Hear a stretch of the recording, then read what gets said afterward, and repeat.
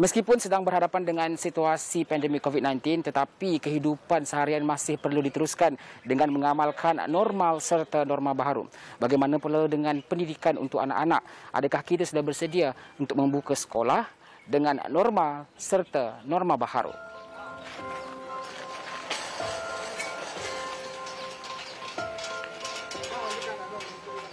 Kerajaan telah mengisytiharkan pelaksanaan Perintah Kawalan Pergerakan atau PKP bermula 18 Mac. Seterusnya, tempoh PKP telah dilanjutkan beberapa fasa termasuklah Perintah Kawalan Pergerakan Bersyarat atau PKPB yang bermula pada 4 Mei. Sepanjang tempoh ini, kerajaan telah menetapkan bahawa semua institusi pendidikan ditutup. Walau bagaimanapun, Kementerian Pendidikan Malaysia atau KPM telah menyediakan garis panduan pengurusan pembukaan semula sekolah untuk diedarkan kepada semua sekolah mulai 4 Jun bagi membolehkan pihak sekolah dan guru-guru membuat persediaan sewajarnya. Garis panduan ini bertujuan untuk memastikan keselamatan dan kesihatan murid, guru serta warga sekolah sentiasa diutamakan semasa proses pengajaran dan pembelajaran atau PDP diadakan di sekolah. Selain pengurusan sekolah dan asrama sekolah dapat berjalan dengan lebih teratur dan lancar. Menteri Kanan Pendidikan Dr. Muhammad Razzi Majidin dalam temu bual eksklusif bersama bernama berkata, garis panduan ini dibuat melalui perbincangan serta kerjasama rapat antara kementeriannya dengan Kementerian Kesihatan Malaysia atau KKM dan Majlis Keselamatan Negara. Ini adalah garis panduan pengurusan pembukaan semula sekolah yang telah disiapkan oleh Kementerian Pendidikan Malaysia dengan kerjasama rapat daripada Kementerian Kesihatan. Ya. Kita berbincang secara mendalam setiap langkah yang sepatutnya diambil di sekolah. Maka kita kumpulkan langkah-langkah ini, kita masukkan dalam garis panduan ini yang akan diedarkan kepada pihak sekolah, pihak pengurusan sekolah, diedarkan kepada guru-guru juga dan akan menjadi rujukan untuk ibu bapa. Bermula dari pintu pagar sekolah, bermula daripada pintu pagar sekolah di mana garis panduan menetapkan bahawa sampai sahaja pelajar ke sekolah, maka suhu mereka akan diperiksa dan mereka akan ditanya sekiranya mereka ada mempunyai sebarang simptom. Ya. Jika pelajar ada simptom, kena maklumkan kepada guru, maka guru akan mengambil tindakan yang selanjutnya. Dan kita juga sedar bahawa pelajar-pelajar ini kadang-kadang sampai ke sekolah berjalan kaki, naik basikal dan sebagainya. Dan kadang-kadang suhunya akan tinggi sedikit, daripada 37.5. Maka dalam garis panduan itu juga disebut bahawa pelajar-pelajar ini akan diminta untuk berehat dahulu untuk memastikan badan mereka agak lebih sejuk dan akan diperiksa suhu sekali lagi. Garis panduan ini menentukan beberapa ketetapan yang perlu dilaksanakan oleh pihak sekolah seperti pengurusan bagi penjarakan sosial di dalam kelas, kawasan sekolah, kantin dan juga asrama pelajar. Di dalam kelas, meja dan tempat duduk murid dijarakkan 1 meter bagi memastikan wujudnya penjarakan sosial antara murid serta bilangan mereka dalam sesebuah kelas juga dikurangkan mengikut kesesuaian jumlah murid dan kelas di sesebuah sekolah. Begitu juga bagi sesi pembelajaran yang akan diadakan di kelas terapung seperti makmal sains, pusat sumber, makmal komputer dan lain-lain lagi. Sekarang ini kita berada di makmal sekolah dan jika kita lihat telah ditandakan jarak-jarak bagi memastikan adanya penjarakan sosial. Boleh tengok saya dengan Datuk DG, space tengah-tengah ni tak boleh ada orang. Datuk DG berada dalam 1 meter daripada saya, begitu jugalah dengan pelajar-pelajar lain di sekolah ini, dan ini bagi memastikan bahawa pembelajaran ini dapat dilaksanakan dengan baik dan juga dalam keadaan selamat. Ini semua dalam SOP kita pastikan bahawa adanya penjarakan sosial di antara setiap orang pelajar. Masa rehat juga akan dilaksanakan secara fleksibel bagi mengurangkan risiko lambakan murid di kawasan kantin dalam satu-satu masa.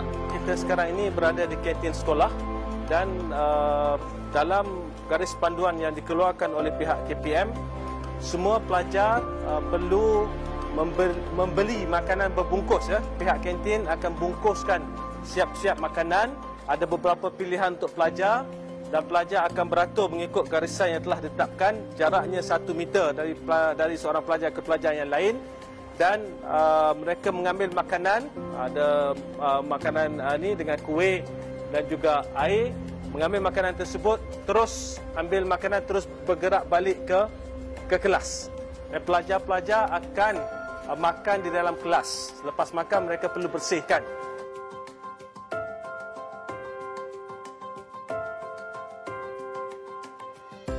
Bagi memastikan tidak berlaku kesesakan di laluan dalam kawasan sekolah pula, laluan akan ditanda dengan anak panah yang menunjukkan arah laluan dan lebih mudah sekiranya ia diwarnakan mengikut arah anak panah tersebut. Ini di ruang jalanan di sekolah, kita boleh lihat ada anak panah ya, menunjukkan arah laluan setiap pelajar. Dan maknanya pelajar yang sebelah kanan bergerak ke hadapan, manakala pelajar sebelah kiri ini akan bergerak ke arah ke belakang, maknanya tidak akan berlaku pertembungan. Ini kita laksanakan di semua sekolah. SOP kita di semua sekolah. Cara yang terbaik adalah untuk memastikan semua jalan laluan adalah sehala. Tapi dalam keadaan di mana laluan itu agak besar, kita boleh buat laluan dua hala, tetapi dengan penjarakan dan juga dengan anak panah yang jelas. Seterusnya, bagi sekolah yang mempunyai kemudahan asrama, garis panduan ini juga telah menetapkan beberapa peraturan yang meliputi kawasan bilik tidur pelajar, penggunaan tandas, bilik isolasi dan dewan makan. Jika kita lihat jarak antara katil ini lebih kurang 1 meter di antara katil, dan di atas di bahagian atas, katil bahagian atas tidak ada pelajar yang akan tidur di katil bahagian atas, cuma di bahagian bawah saja. So jika kita tengok, maknanya telah ada penjarakan, dan ini merupakan salah satu SOP yang kita gunakan ya. Untuk sekolah yang memang katilnya setingkat, tak ada masalah, memang di bawah sahaja. Untuk sekolah yang guna katil 2 tingkat, yang di sebelah atas kita tak akan gunakan ya, kerana risikonya agak tinggi, maka kita gunakan katil di sebelah bawah sahaja ya. Dan kita pastikan bahawa ada jarak di antara katil-katil ini, dan juga terdapat jarak di antara loker-loker yang digunakan oleh pelajar. Cuma disiplin ya. Ini guru-guru akan memainkan peranan bagi memastikan bahawa pelajar ini bila masuk dorm, walaupun katil ini jauh, tetapi mereka masih perlu memastikan bahawa jarak sosial itu sentiasa ada ya. Tak boleh nak main-main, peluk-peluk dengan kawan dan sebagainya, untuk memastikan bahawa mereka sentiasa dalam keadaan yang selamat sewaktu tinggal di asrama.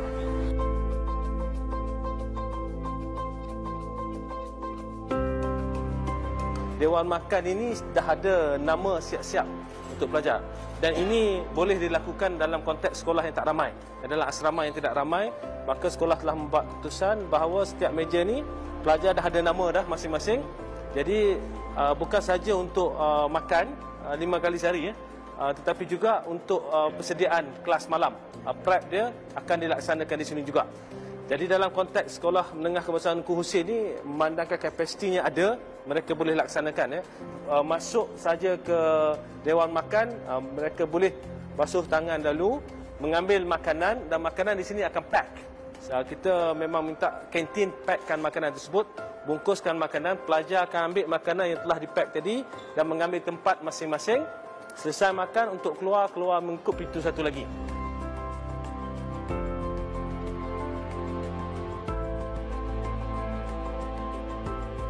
Dalam garis panduan itu tersebut dinyatakan bahawa setiap sekolah memang kena ada bilik isolasi. Jadi kena ada satu isolation room, bilik isolasi ini. Jika pelajar menunjukkan sebarang gejala, maka pelajar ini kena dibawa ke sini, dan pihak sekolah selain daripada berhubung dengan ibu bapa, akan berhubung dengan pusat kesihatan yang terdekat.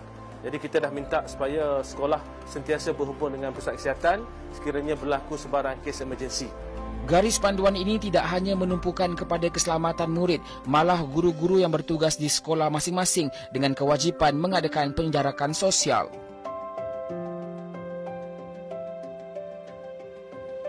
Kita lihat di sini ada satu meja guru, kosong satu, dan ada satu lagi meja guru. Jadi guru-guru tidak perlu risau bahawa mereka akan bersesak-sesak di dalam bilik guru, kerana pihak sekolah di dalam garis panduan yang kita keluarkan, pihak sekolah perlu memastikan bahawa terdapat penjarakan sosial walaupun dalam bilik guru juga. Jadi sebab itu kita akan terus pastikan bahawa semua sekolah memastikan adanya penjarakan sosial. Guru-guru yang dipindahkan daripada bilik guru yang asal akan ditempatkan di bilik-bilik yang bersesuaian, termasuklah pusat sumber dan sebagainya. Sementara itu, Dr. Razi turut mengingatkan semua sekolah untuk mematuhi garis panduan yang disediakan ini dan melakukan persiapan rapi agar semua sekolah bersedia apabila kerajaan mengumumkan tarikh pembukaan sekolah kelak. Untuk memastikan garis panduan ini dipatuhi, pertama sekali kita di peringkat kementerian kita ada Jabatan Pendidikan Negeri, di bawahnya ada Pejabat Pendidikan Daerah. Jadi Pejabat Pendidikan Daerah akan memainkan peranan untuk memantau sekolah-sekolah, memastikan sekolah-sekolah mematuhi SOP-SOP yang telah ataupun garis panduan yang telah disediakan. Kami di pihak kementerian juga, termasuk saya, akan singgah di sekolah-sekolah untuk melihat pelaksanaan garis panduan yang telah diadakan. Jadi kita amat berharap dan kita yakin bahawa pihak pengurusan sekolah dan juga guru-guru akan dapat membantu kita memastikan bahawa garis panduan ini dipatuhi, ya. Sebab kita apa yang penting adalah untuk anak-anak kita kembali ke sekolah dan kembali dalam keadaan yang selamat. Pada hari ini masih belum ada sebarang tarikh pembukaan sekolah. Kalau yang tersebar di WhatsApp dan sebagainya itu bukan daripada pihak Kementerian Pendidikan Malaysia, ya. Kami belum menetapkan sebarang tarikh pembukaan sekolah.